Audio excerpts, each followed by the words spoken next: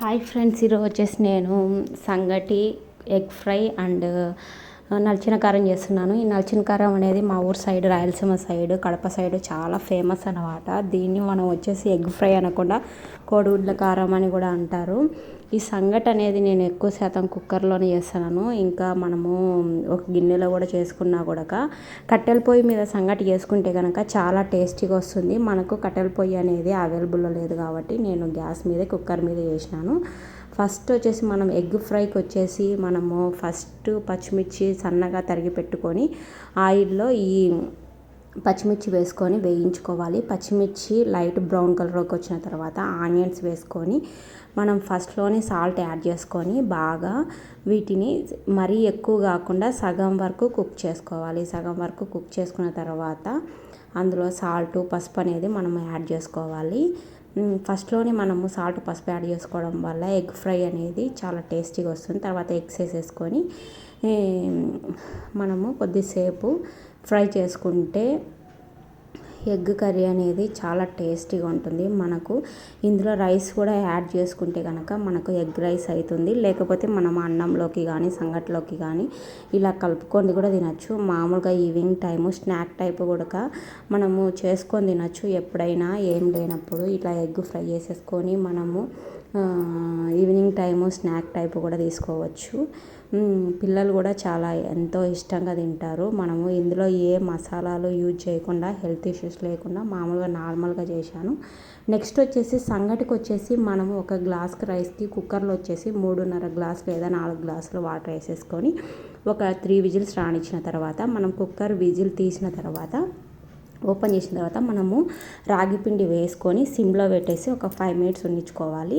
ఒకవేళ సంగటి గట్టిగా అయితే వేడి నీళ్ళు కాచుకొని మనం సంగటిలోకి వేసుకొని కలుపుకోవచ్చు.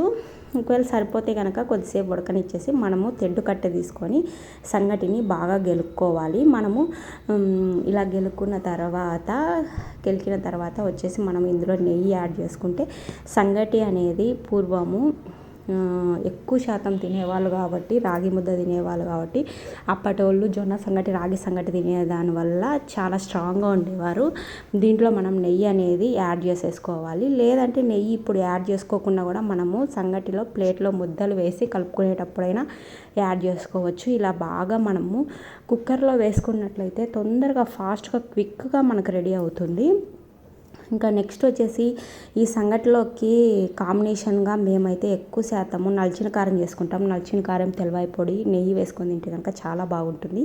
ఈ నలిచిన కారానికి వచ్చేసి కొద్దిగా ఆయిల్ వేసేసి మనము ఎండుమిర్చి ఇందులో వేసుకోవాలి. ఎండుమిర్చి లైట్ బ్రౌన్ కలర్లోకి వచ్చిన తర్వాత, లేకుంటే మనకు నిప్పులు అవైలబుల్లో ఉంటే నిప్పుల్లో కాల్చుకుంటే ఇంకా టేస్టీగా ఉంటుంది. ఇలా మనకు నిప్పులు అవైలబుల్లో లేవు కాబట్టి ఇలా మనము గ్యాస్ మీద కొద్దిగా ఆయిల్ వేసేసి పెనంలో ఇలా వేయించుకోవాలి. వేయించుకున్న తర్వాత మనం వెల్లుల్లి రెబ్బలు దీనికి బాగా టేస్ట్ని ఇస్తాయి. వెల్లుల్లి రెబ్బలను దంచుకొని పక్కన పెట్టుకోవాలి. ఇందులోనే కొంచెం సాల్ట్, పెరుగు అనేది కొద్దిగా మిరపకాయలు కారంగా ఉంటాయి కాబట్టి కారం ఎక్కువగా తినని వాళ్ళు పెరుగు అనేది ఎక్కువగానే యాడ్ చేసుకోవాలి. కారం బాగా తినేవాళ్ళు కొంచెం పెరుగు అనేది తక్కువ వేసుకున్నా కూడా ఏం కాదు. తెల్లవాయిలు అనేటివి, వెల్లుల్లి రెబ్బలు అనేటివి మనము దంచి వేసుకోవాలి. లేకుంటే ఇవి మెదగవు. చాలా టేస్టీగా ఉంటుంది. ఈ పెరుగు వేసినది నలిచిన కారం చాలా టేస్టీ, అంటే చాలా టేస్టీ. సంగటిలోకి ఇంకొంచెం తినాలనిపిస్తుంది. మామూలుగా ఒట్టిగానే తినాలనిపిస్తుంది, అంత టేస్టీగా ఉంటుంది. ఒకసారి ఖచ్చితంగా ట్రై చేయండి. ఇలా మనం రాగి ముద్ద ప్లేట్లోకి తీసుకొని కొద్దిగా నెయ్యి వేసుకొని ఇలా ముద్దలు చేసేసుకొని మనము ప్లేట్లో వేసుకొని ఎగ్ ఫ్రై, నెక్స్ట్ ఈ నలిచిన కారం వేసుకొని తింటే చాలా బాగుంటుంది. ఇందులోకి పులుసు కర్రీలు కానీ, ఫ్రైలు కానీ, సంగటిలోకి ఏదైనా బాగుంటుంది. చాలా హెల్తీ ఫుడ్. ఎవ్రీడే నైట్ టైంలో మేము సంగటి చేసుకుంటాము. బాగా పిల్లలు కూడా ఈ మధ్యనే అలవాటు చేసుకున్నారు. మీ పిల్లలకు కూడా నేర్పించండి. చాలా హెల్తీ ఫుడ్. ఓకే ఫ్రెండ్స్, ఈ వీడియో కనుక మీకు నచ్చినట్లయితే లైక్ చేయండి, షేర్ చేయండి, సబ్స్క్రైబ్ చేయండి.